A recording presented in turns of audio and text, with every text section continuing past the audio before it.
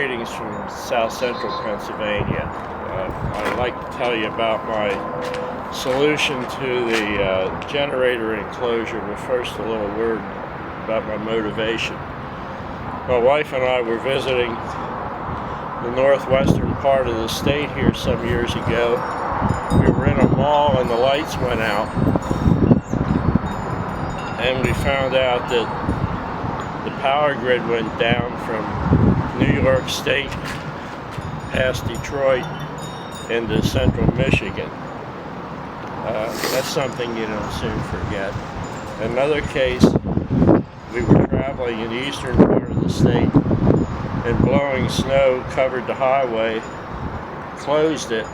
We spent the night trying to sleep on the floor of a local firehouse with 100 or so strangers. So I knew from that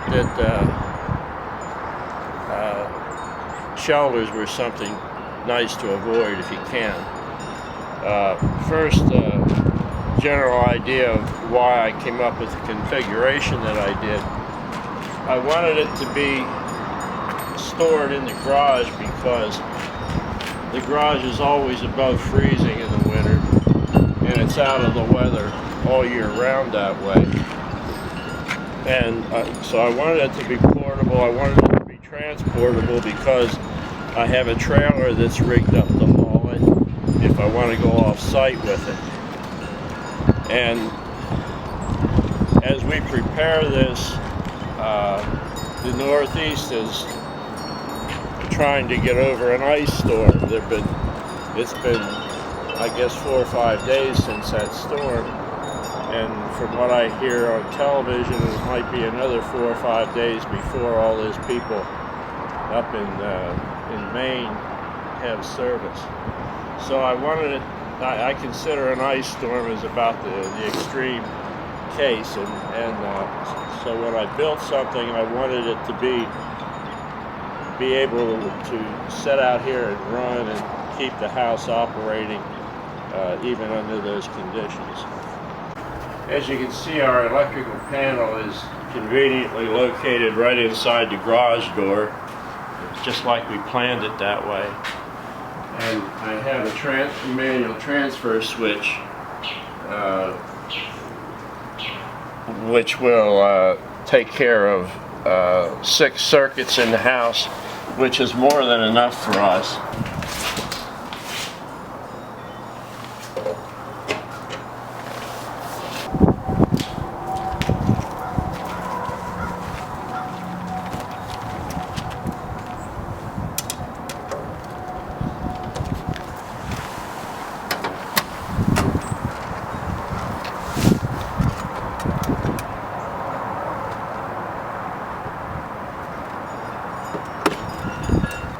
The enclosure is made of 1.25 inches,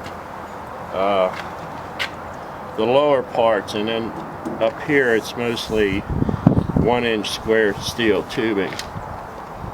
The sheet metal is either 18 or 20 gauge steel sheet. You'll notice that the bottom is expanded steel, and we'll get into that a little bit later also. Oh, I didn't mention the ground bolt. When I put the fan on the front of the generator, I made it hard to get to the grounding bolt. So I made this aluminum angle lug here, and I use half of a set of jumper cables for my ground for it. So that works out well too. And that I hook onto the ground rod that's part of the home's system.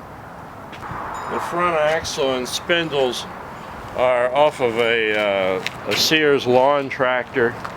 I had to narrow them probably 6 inches because I didn't need the width the way it came. And the tow bar I built years ago to move light airplanes around in and out of the hangar, and it worked out perfectly for me here.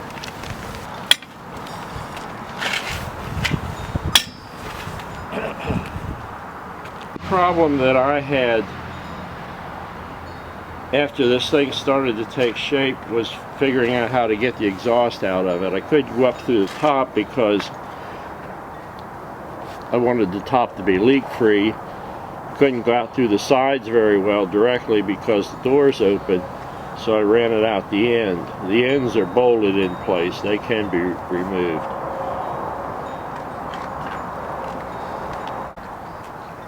I found what turned out to be a pretty good solution for the exhaust collector pipe.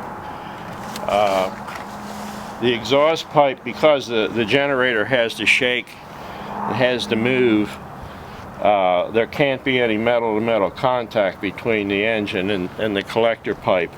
So I put a flange on the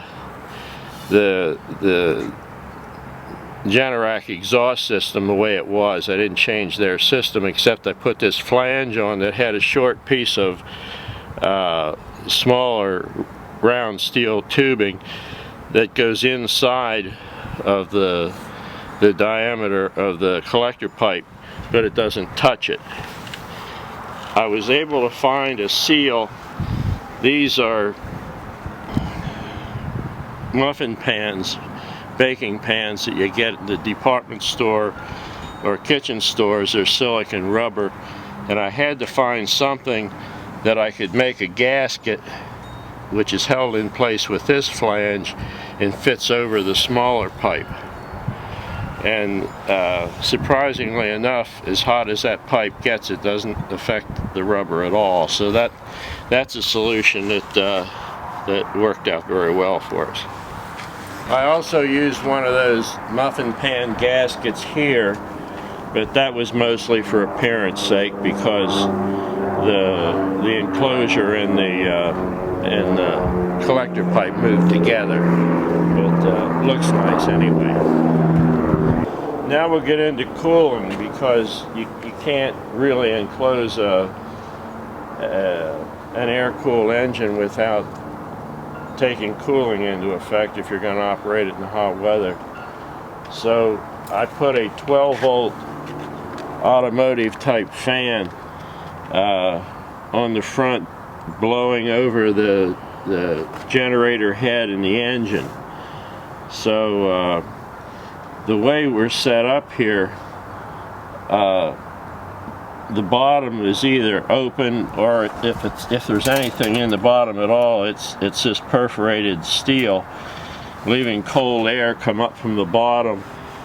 The fan blows it over the generator head and the engine, and there's a 1-inch space around the lid, and the hot air is able to go out of there. That has worked well too. I have a digital thermometer here, which is removable. The reason I mounted it there was the display wouldn't handle the heat inside the enclosure, but that works well. It gives me an idea, especially in hot weather, how hot, what the temperature is inside the enclosure.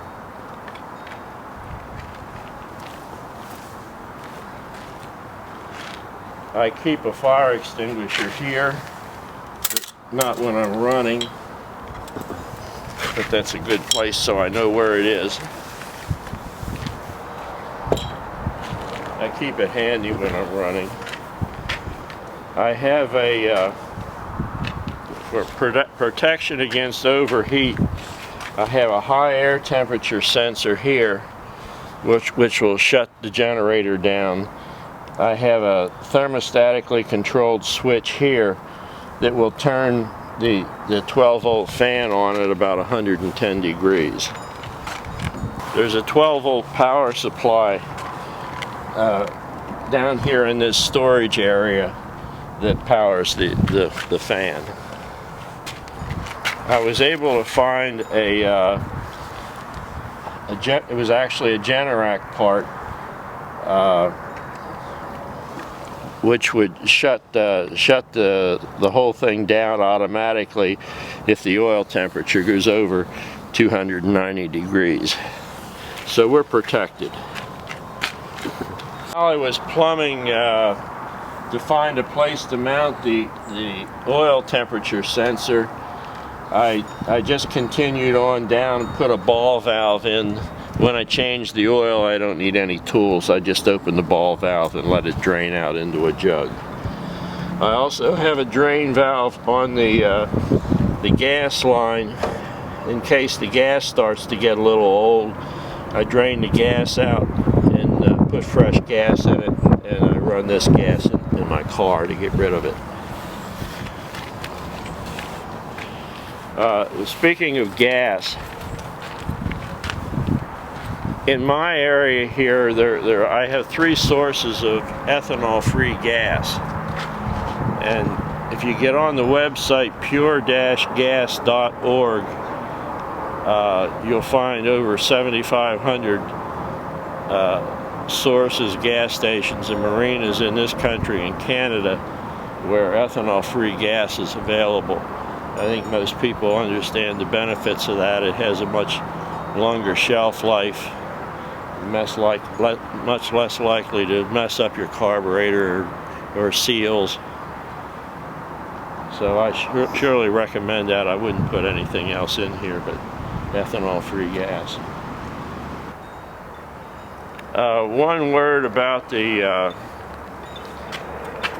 my choice of size of the generator. I picked a 4,000 watts, which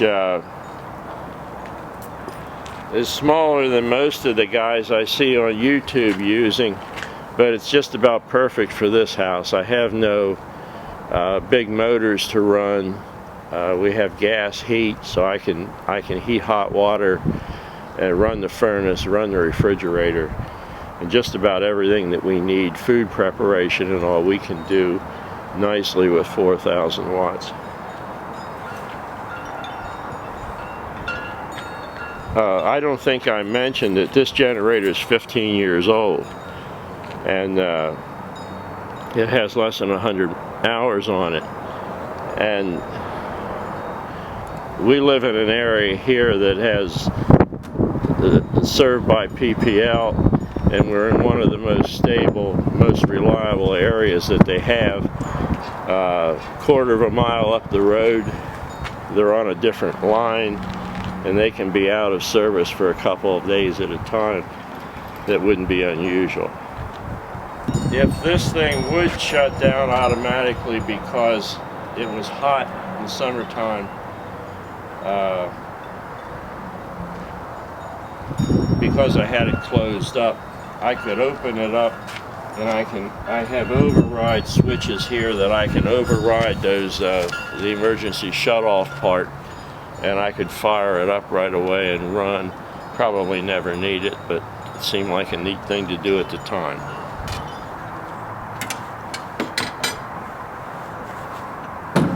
I hope you found something interesting in what I've done.